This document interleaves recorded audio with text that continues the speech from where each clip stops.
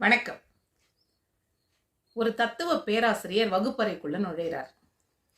வகுப்பறையில நுழைஞ்சு மாணவர்கள் கிட்ட நிறைய கேள்விகள் கேட்கிறார்.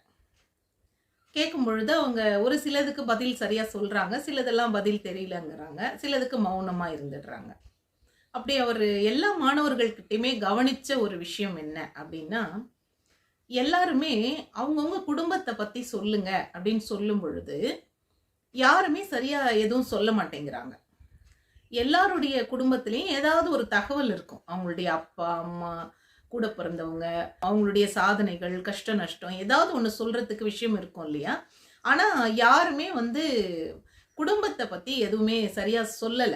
அவரா தூண்டி தூண்டி கேட்கறாரு. கேட்டா கூட யாரும் சரியா சொல்ற மாதிரி இல்ல. ஏன் குடும்பத்த பத்தி சொல்லணும்னு நினைக்கிறாங்களா? அல்லது அவங்க அந்த அளவுக்கு அக்கறை செலுத்தலையா? என்னன்றத இவரால புரிஞ்சுக்க முடியல. கொஞ்ச நேரம் கடைசி வரைக்கும் அவர் என்ன பண்றாரு, வேற வேற கேள்விகளுக்கு போறாரு. போயிட்டு திரும்ப மறுபடியும் குடும்பத்துக்கே நிக்கிறார். யாராவது ஒருத்தர் ஏதாவது ஒரு சமயத்துல ஏதாவது ஒரு தகவலை சொல்லுவாங்கன்னா, அங்கங்க சின்ன சின்னதா ஒவ்வொரு தகவல் மட்டும் சொல்றாங்க. அதோட நிறுத்திடுறாங்க. யாரும் பெருசா சொல்லல. மாணவர்கள், மாணவிகள் எல்லாமே.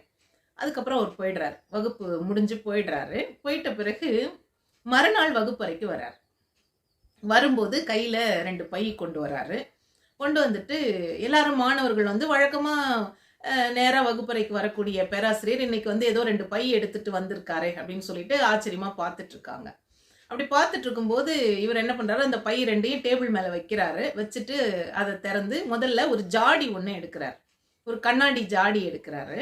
அந்த கண்ணாடி ஜாடி எடுத்து மேலே வச்சுட்டு அதுக்கப்புறமா இன்னொரு பையில இருந்து கொஞ்சம் கல்லுங்கள்லாம் எடுக்கிறார். சின்ன சின்னதா கற்கள்லாம் எடுக்கிறாரு. எடுத்துட்டு அந்த கண்ணாடி ஜாடிக்குள்ள மெதுவா போடுறார். போட்டுட்டு முழுமையாவே போட்டு நிரப்பிடுறார். நிரப்பிட்ட பிறகு மாணவர்கள் கிட்ட அதை கேட்கிறார். இந்த ஜாடி நிரம்பி இருக்கா அப்படின்னு சொல்லிட்டு கேட்கிறாரு. ஆமாம்னு சொல்றாங்க. அதுக்கு பிறகு என்ன பண்றாரு, நிரம்பிருச்சுன்னு சொன்ன உடனே அவர் என்ன பண்றாருன்னா, சின்ன சின்ன கூழாங்கற்கள், சின்ன சின்னதா அப்படியே பாலிஷ்டு ஸ்டோன் மாதிரி இருக்கும் இல்லையா, அது போல ஒரு கூழாங்கற்கள், குட்டி குட்டியா இருக்கக்கூடிய கூழாங்கற்களை அந்த கற்களுக்கு இடையில இருக்கக்கூடிய இடைவெளி இருக்கு இல்லையா, அந்த இடத்துல அப்படி அப்படியே போட்டு விடுறாரு. அது போட்ட பிறகு அது போய் இருக்கிற இடத்தெல்லாம் கொஞ்சம் நிரப்பிக்குது. இப்ப எடுத்து காமிக்கிறாரு. இது நிரம்பி இருக்கா அப்படின்னு கேட்கிறாரு. இப்ப என்ன பதில் சொல்றதுன்னு கொஞ்சம் யோசிக்கிறாங்க. ஏன்னா ஏற்கனவே நிரம்பிருச்சுன்னு சொன்னோம். இப்ப என்ன பதில் சொல்றதுன்னு அப்படி மாணவர்கள் யோசிச்சுட்டு ஆமா நிரம்பி இருக்கு அப்படின்னு சொல்லிட்டு சொல்றாங்க. அதுக்கப்புறமா மணல் எடுக்கிறார் கையில. மணலை எடுத்து கொஞ்சம் அப்படியே மணலை அப்படியே கொட்டிட்டே அந்த ஜாடியை உலுக்கி அப்படியே கொஞ்சம் கொஞ்சமா மணலை கொட்டுறாரு. அது இருக்கிற இடத்துல எல்லாம் போய் மணல் நிரம்பிடுது. அதுக்கப்புறம் கேட்கிறாரு, இது நிரம்பி இருக்கா அப்படின்னு கேட்கிறாரு. ஆமா சார் நிரம்பிருச்சு அப்படின்னு எல்லாருமே கொஞ்சம் ஆவலா சொல்றாங்க. இன்னும் என்ன பண்ண போறாரோ தெரியலையே அப்படிங்கிற மாதிரி. அடுத்ததா என்ன பண்றாரு, தண்ணீர் எடுக்கிறார். தண்ணீர் எடுத்து இப்போ அந்த ஜாடியில ஊத்துறாரு. தண்ணி கொஞ்சம் எல்லாத்தையும் எல்லா இடத்துக்குள்ளேயும் நுழைஞ்சு போய் தங்கிடும் இல்லையா, இறங்கும் இல்லையா, அது போல அந்த தண்ணீர் அதுக்கு எந்த அளவுக்கு இடம் பிடிக்க முடியுமோ அந்த இடத்த தண்ணீர் பிடிச்சிது. இப்போ முழுமையா பார்த்தீங்கன்னா அந்த ஜாடிக்குள்ள முதல்ல கொஞ்சம் பெரிய அளவிலான கற்கள், அதுக்கப்புறமா கூழாங்கற்கள், அதுக்கப்புறமா மணல், அதுக்கப்புறம் தண்ணீர், இந்த 4ஐயும் கொட்டிட்ட பிறகு அந்த ஜாடியில கொட்டின பிறகு இப்ப எடுத்து ஜாடியை காமிக்கிறார். இது நிரம்பி இருக்கா, முழுமையா நிரம்பிருச்சு, இனி எதையுமே அதுல போட முடியாது அப்படிங்கிற சூழ்நிலையில அந்த ஜாடி இருக்கு. அதை காட்டினோடனே ஆமா இப்பதான் முழுமையா நிரம்பி இருக்கு அப்படின்னு சொல்லிட்டு மாணவர்கள் சொல்றாங்க. அதை வச்சிட்ட பிறகு அந்த ஜாடியை டேபிள் மேல வச்சுட்டு சொல்றாரு, இப்ப நான் முதல்ல போட்டேன் இல்லையா, இந்த ஜாடி காலியா இருந்தது, இதுல முதல்ல கொஞ்சம் பெரிய பெரிய கற்கள் போட்டு நிரப்பினேன் இல்லையா, அதுதான் நம்முடைய குடும்பம் அப்படின்னு சொல்லிட்டு சொல்றார்.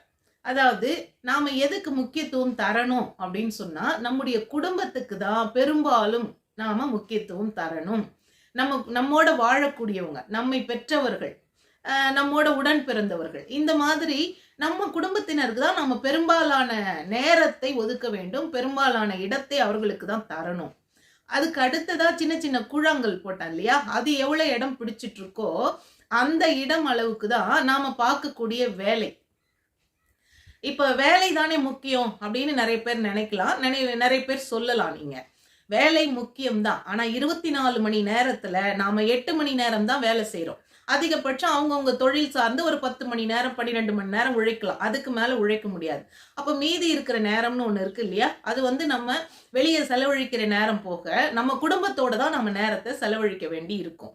அப்போ குடும்பத்தினர் அவங்க மேல நம்ம காட்டுற அக்கறை, நம்ம மேல அவங்க எடுத்துக்கிற அக்கறைன்னுட்டு இது இது வந்து குடும்பத்துக்கு தான் நம்ம அதிகமான நேரம் கொடுக்கணுங்கிறத மறுபடியும் ஒரு முறை சொல்றார். சரி, அடுத்ததான் மணலை கொட்டணுமே, அது போய் கொஞ்சம் கொஞ்சம் இடத்த பிடிச்சிட்டு இருக்கு இல்லையா? அது என்ன அப்படின்னு சொன்னா அதுதான் வந்து நண்பர்கள். நண்பர்கள் நண்பர்கள் நண்பர்களுக்கான இடம், அவங்களுக்கு நாம எப்படி நேரம் ஒதுக்குறது அப்படின்னு சொன்னா ஓரளவுக்கு தான் நேரம் ஒதுக்கணும். நிறைய பேர் பார்த்தீங்கன்னா நட்பு தான் எனக்கு ரொம்ப பிடிக்கும், நண்பர்கள் தான் எனக்கு பிடிக்கும்னு சொல்லிட்டு அவங்க கூடவே நேரத்தை செலவழிச்சுக்கிட்டு அவங்க கூடவே காலத்தை கழிச்சுட்டு எதையும் செய்யாம எதையும் கவனிக்காம இருந்துடக்கூடியவங்க நிறைய பேர் இருப்பாங்க. ஸோ அந்த மாதிரி எல்லாம் இல்லாம எவ்வளோ நேரத்தை ஒதுக்கணும், இந்த மணல் எவ்வளோ இடத்த பிடிச்சிக்கிட்டு இருக்கோ அவ்வளோதான் நம்ம நட்புக்கான இடம். சரி, கடைசியா தண்ணீர் ஊற்றணும், அதுக்கு போய் கொஞ்சம் இடத்த பிடிச்சிக்கிட்டு இருக்கு. கற்கள், அப்புறம் கூழாங்கற்கள், அதுக்கப்புறம் மணல், அதுக்கப்புறம் போய் தண்ணீர் கொஞ்சம் இடத்த பிடிச்சிட்டு இருக்குது இல்லையா? அதுதான் வந்து நம்முடைய பொழுதுபோக்கு. இதெல்லாம் அவங்களுக்குள்ளேயே ஹாபிஸு, அப்புறம் பொழுதுபோக்கு இதெல்லாம் இருக்கு இல்லையா? இதை வந்து அந்த குறைஞ்ச இடம் வந்து எடுத்துக்கலாம் அப்படின்னு. அப்ப நம்ம பெரும்பான்மையான இடமும் நேரமும் எதற்கு செலவழிக்க வேண்டும் அப்படின்னு சொன்னா நம்ம குடும்பத்துக்கு தான் அப்படிங்கிறது. அப்ப தாய் தந்தைங்கிறவங்க எவ்வளவு முக்கியம், அவங்க எப்படி வந்து கஷ்டப்பட்டு நம்ம வாழ்க்கையில எவ்வளவு கஷ்டப்பட்டு நம்ம முன்னேற்றத்துக்காக நாம நல்லா வாழணுங்கிறதுக்காக அவங்க எப்படி தியாகம் பண்றாங்க அப்படிங்கிறத ஒவ்வொருத்தருமே உணர்ந்து இருக்கணும். நான் நேத்து ஒரு கேள்வி கேட்டேன், உங்க குடும்பத்தை பத்தி சொல்லுங்கன்னு சொல்லி ஒரு கேள்வி கேட்டேன். இப்ப நீங்க இங்க இருக்கக்கூடியவங்களே பாத்தீங்கன்னா உங்களுடைய அப்பா எவ்வளவு கஷ்டப்படுறவரா இருக்கலாம். அவர் வந்து தன்னுடைய துன்பத்தெல்லாம் மறைச்சிக்கிட்டு பிள்ளைங்க வளர்க்கணும், பிள்ளைங்க வந்து படிக்கணும், பிள்ளைங்க வந்து மேல வரணும் அப்படின்னு சொல்லி அவர் உழைக்கக்கூடியவரா இருக்கலாம்.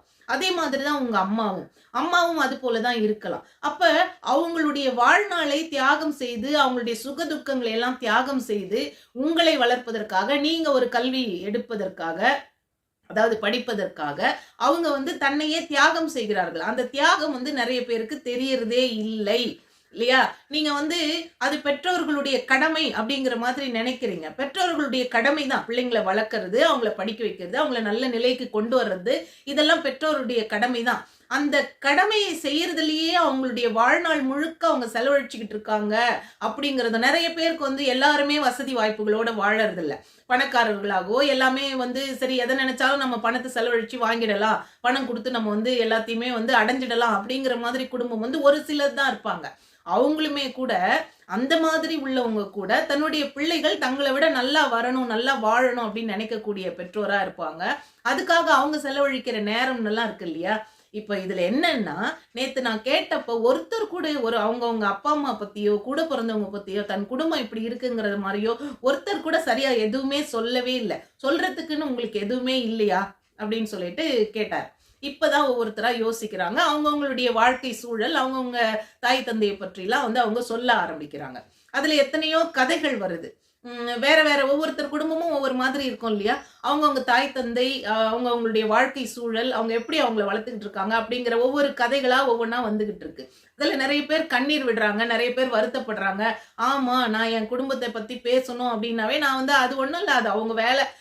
அவங்க எங்களை பெத்தெடுத்ததோட அதுக்கப்புறம் அவங்களை எங்களை வளர்க்குறது, ஆளாக்குறது, எங்களுக்கு பணத்தை செலவழிக்கிறது, இதெல்லாம் அவங்க கடமை அப்படின்னு சொல்லி நினைச்சிட்டு நாங்க வந்து அப்படியே மேம்போக்கா இருந்துட்டோம் அப்படிங்கிற மாதிரி சிலர் வந்து ஃபீல் பண்ணி அதை சொல்றாங்க. இப்ப குடும்பம் மட்டும் இல்லாம வாழ்க்கை துணையும் கூட தான். இப்ப வாழ்க்கை துணைக்கு நேரம் ஒதுக்காதவங்க, அவங்களோட வந்து ஒரு இனிமையா வாழ்க்கையை கழிக்காதவங்க, இந்த மாதிரி எல்லாம் நிறைய பேர் இருப்பீங்க. அந்த மாதிரியும் இருக்கக்கூடாது அப்படிங்கிறதையும் அவர் வலியுறுத்துறாரு. நட்பு எந்த அளவுக்கு இருக்கணும், நம்முடைய வேலைக்கு நாம எந்த அளவுக்கு நேரம் செலவழிக்கணும், கவனம் செலுத்தணும், அதுல எப்படி நாம வந்து அந்த கடமையை செய்யறதுல நாம எப்படி எச்சரிக்கையா இருக்கணும், அதே மாதிரி நம்முடைய பொழுதுபோக்குகளுக்கு எவ்வளவு நேரத்தை நம்ம செலவழிக்கணும் அப்படிங்கறதெல்லாம் அவர் வந்து ரொம்ப விளக்கமா அழகா அதை வந்து சொல்றாரு. இப்ப நிறைய பேருடைய வாழ்க்கை வந்து பொழுதுபோக்குலயே தான் கழிஞ்சிட்டு இருக்கு இல்லையா? அந்த மாதிரி எல்லாம் இல்லாம நாம எதுக்கு முக்கியத்துவம் கொடுக்கணும் அப்படிங்கறத உணர்ந்து நாம வாழணும்னு சொல்லி அந்த வகுப்பை வந்து அவர் நிறைவு செய்யறாரு. இந்த தத்துவ பேராசிரியரின் வகுப்பு எப்படி நடந்ததோ அதையும் நாம வந்து மனசுல வச்சுக்கிட்டு நம்முடைய வாழ்க்கையை நகர்த்துவோம். நன்றி, வணக்கம்.